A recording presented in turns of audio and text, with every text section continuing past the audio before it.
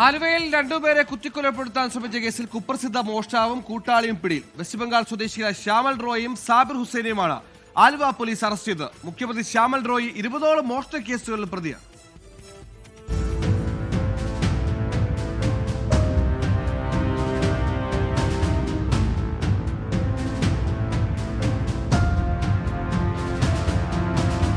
കഴിഞ്ഞ 5-ാം തീയതി രാത്രിയാണ് ആലുവയിലെ ബാറിന് സമീപം നാടിനെ നടുക്കിയ സംഭവം നടന്നത്.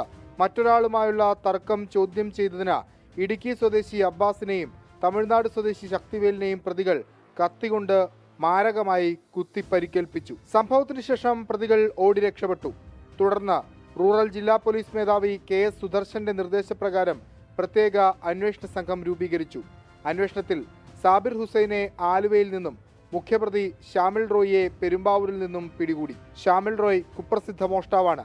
2014 മുതൽ സംസ്ഥാനത്തുടനീളം 20ഓളം മോഷണ കേസുകളിൽ പ്രതിയായി ഇയാൾ നിരവധി തവണ ജയിൽ ശിക്ഷയും അനുഭവിച്ചിട്ടുണ്ട്. ശ്യാമൽ റോയിൽ നിന്ന് വീട് കുത്തി തുറക്കാനുള്ള ആയുധങ്ങളും കയ്യുറയും കണ്ടെടുത്തു. 24 കൊച്ചി.